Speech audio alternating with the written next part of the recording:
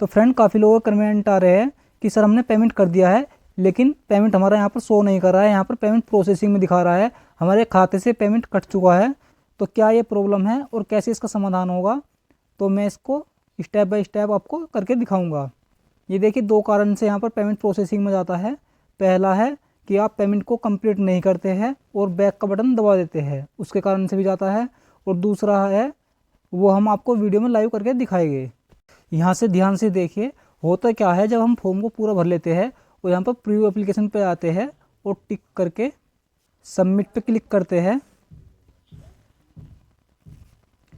तो यहाँ पर हमारी फ़ीस शो कर देता है। और पे विद SBI पे क्लिक करके यहाँ पर टिक करते हैं और आगे बढ़े पे क्लिक कर देते हैं। जैसे हम आगे बढ़े पे क्लिक कर देते हैं तो यहाँ पर आपको क्या ध्यान रखना है, तो जोन सा भी आपको पेमेंट गेटवे चुनना है वो यहीं पे चुन लेना है। जैसे कि डेबिट कार्ड है, इंटरनेट बैंकिंग है, UPI है।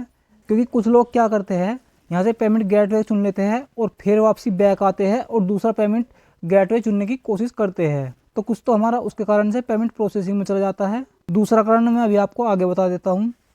आपको क्या करना है कि UPI वाले ऑप्शन पर क्लिक करना है और यहाँ पर आपको 2 ऑप्शन मिल जाते हैं, UPI ID और UPI QR कोड। तो आपको कोशिश करनी है कि आप UPI ID और UPI QR कोड से ही पेमेंट करें, क्योंकि इन दोनों में ही पेमेंट फंसने के चांस बहुत कम होते हैं।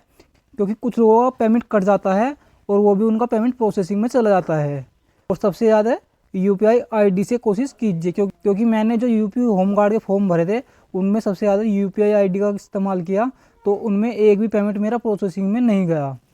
तो आप कोशिश कीजिए कि आप इन दोनों में से ही पेमेंट के लिए कोई एक ऑप्शन चुनिए। देखिए मैं एक बार आपको लाइव दिखा देता हूँ कि पेमेंट प्रोसेसिंग में कैसे जाता है। जैसे हम यहाँ पर UPI QR कोड चुन लेते हैं और पे नाउ पे क्लिक कर देते हैं। अब यदि हम गलती से भी बैक का बटन दबा देते हैं तो हमारा पेमेंट प्रोसेसिंग में चला जाएगा। देखिए मैं एक बार आपको करके दिखा देता हूँ। यहाँ पर मैंने बैक का बटन क्लिक किया और ये अब कुछ समय लेगा और ऐसे ही करता रहेगा। अब यदि हम बैक करेंगे तो ये देखिए बैक तो हो जाएगा,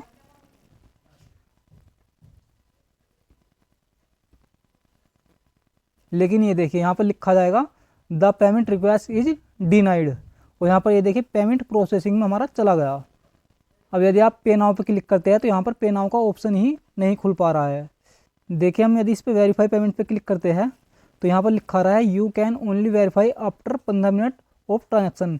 यदि आपका पेमेंट प्रोसेसिंग में चला जाता है तो आपको यहाँ पर 15 मिनट के लिए वेट कर लेना है। उसके बाद यदि आप पेमेंट को वेरीफाई करेंगे तो आपका यहाँ पर पेमेंट वेरीफाई हो जाएगा। यदि आपको पेमेंट हो चुका होगा तो वेरीफाई हो जाएगा, यदि पेमेंट नहीं होएगा तो यहाँ पर पेमेंट फैलिड लिखा जाएगा और दोबारा से यहाँ पर पे नाउ का ऑप्शन खुल जाएगा। तो आप दोबारा से पेमेंट कर दीजिए। जो मेथड मैंने आपको बताया है उस मेथड से आप पेमेंट कीजिए, आपका पेमेंट 100% सक्सेसफुली हो जाएगा।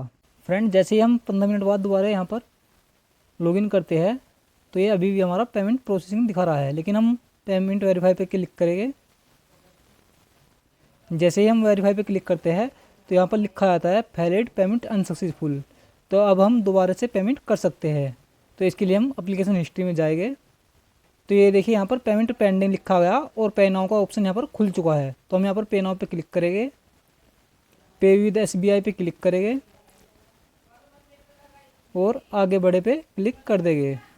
तो फ्रेंड ये देखिए यहाँ पर काफ़ी सारे ऑप्शन दिख रहे हैं, लेकिन हम UPI से पेमेंट करेंगे इसलिए हम UPI पे क्लिक करेंगे और यहाँ पर आपको 2 ऑप्शन दिखाई देंगे, UPI ID और UPI QR कोड। तो हम UPI ID से करेंगे तो इस पर क्लिक कर देंगे।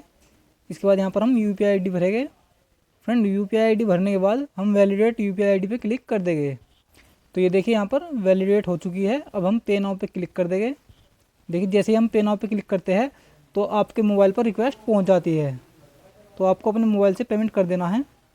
फ्रेंड जैसे ही आप अपने मोबाइल से पेमेंट कर देते हैं तो ये देखिए यहाँ पर पेमेंट सक्सेसफुल लिखा जाता है।